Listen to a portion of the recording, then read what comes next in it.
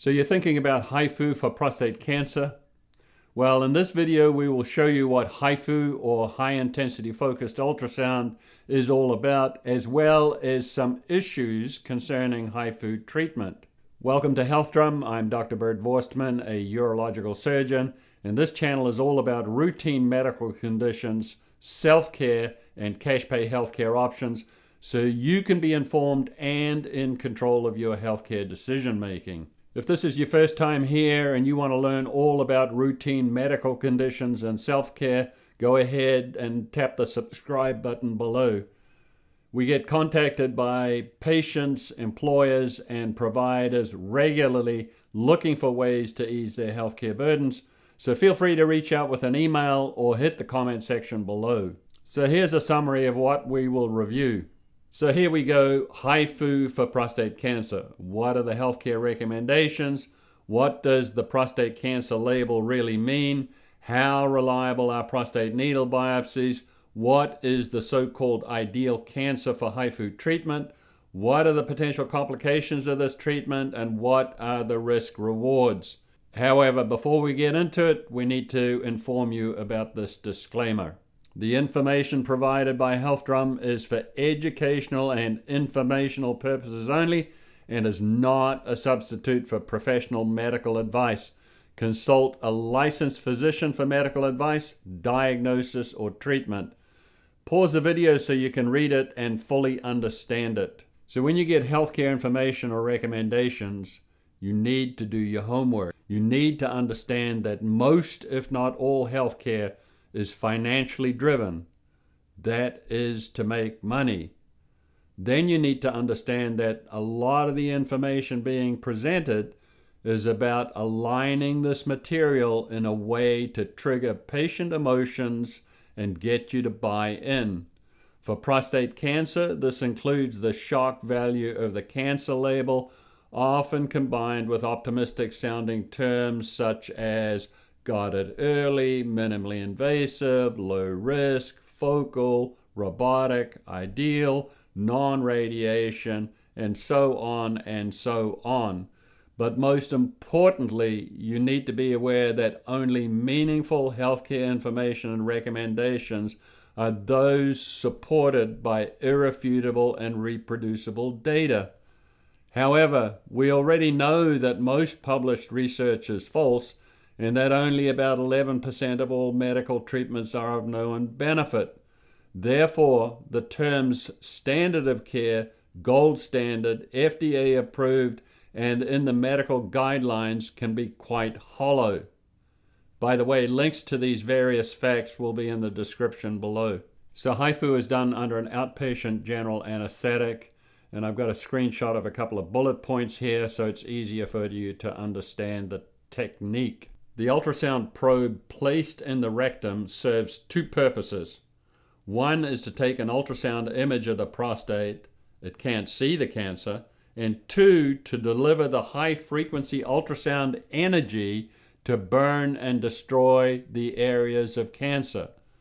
As well, there are some safety monitors, and the process takes about 2 hours or so. So let's look at the prostate cancer label and try to figure out what that really means. In other videos, I've told you about the highly unreliable prostate check and that the PSA is associated with a false positive rate of about 78% and that most men will die with their prostate cancer and not from it. So let's look at the prostate cancer label. By far, the majority of prostate cancers are adenocarcinomas. However, with respect to the Gleason 3 + 3 = 6, although it is still labeled a cancer, it is not a real cancer because its biological pathways for cancer development and spread are inactive. Therefore, it is a bogus or pseudo-cancer. And those treated for this bogus cancer are survivors of the treatment and not the disease. On a side note here, men with the Gleason 6 diagnosis are at risk for losing their life insurance policies because the disease is still labeled as a cancer. Additionally, It's been established that most prostate cancers are low or intermediate risk, and these cancers are slow growing, taking some 40 years or so to reach 1 centimeter or half an inch in diameter from the time of mutation. Essentially, it's only the 10 to 15% of high risk or high grade prostate cancers that are potentially deadly. So let's look at the life-saving ability of two common so-called treatments for prostate cancer: radiation and surgery.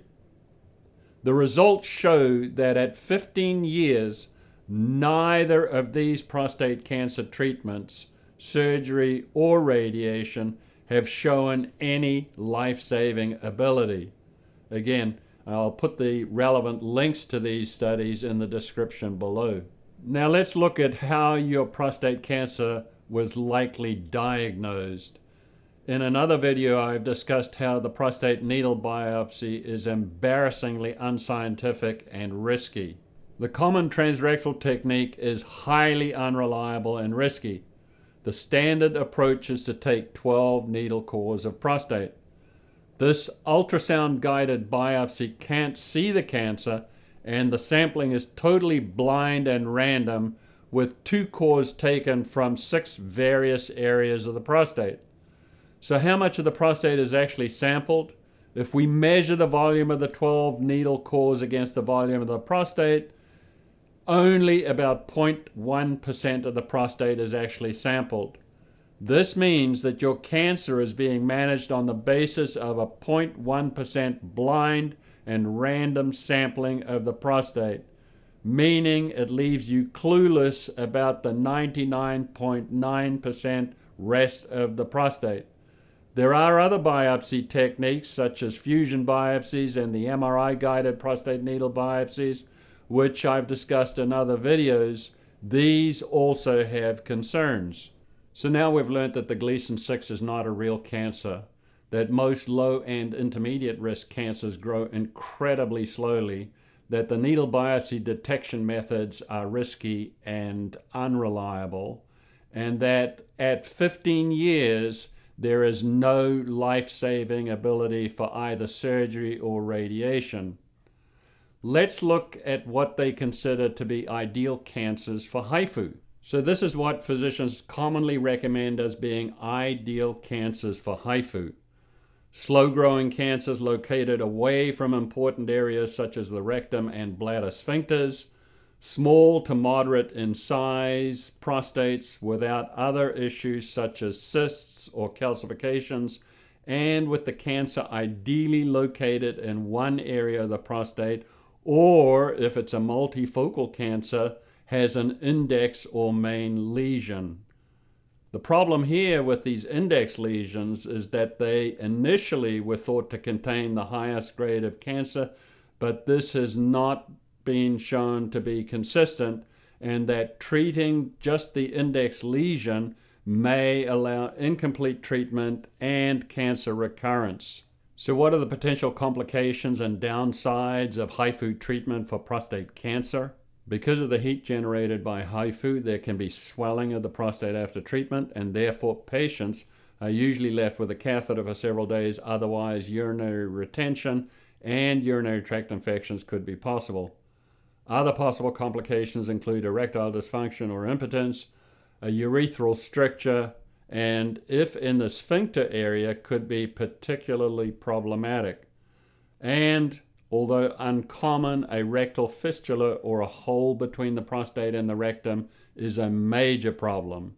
Osteitis pubis or inflammation of the pubic bone is also rare, and cancer recurrence is not uncommon and a reason why focal therapy may be in question.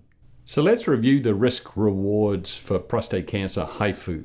So most of the cancers labeled ideal for HIFU are low or intermediate risk cancers that grow very slowly, taking some 40 years or so to reach half an inch. For HIFU, we have no long-term evidence for life-saving ability. We do know that at 15 years, the survival rates for surgery and radiation were the same as for those having no treatment at all. As well, All treatments have some potential complications, and for HIFU, it includes cancer recurrence. And for any treatment, we also need to factor in the costs of time and money. So all in all, the benefits of prostate cancer HIFU treatment is still an open question, especially when most men die with their cancer and not from prostate cancer. In this video, we covered HIFU focal therapy for low-risk and intermediate-risk prostate cancer and possible upsides and downsides. To learn about other medical conditions, check out these videos so you can be informed and in control of your healthcare decision-making.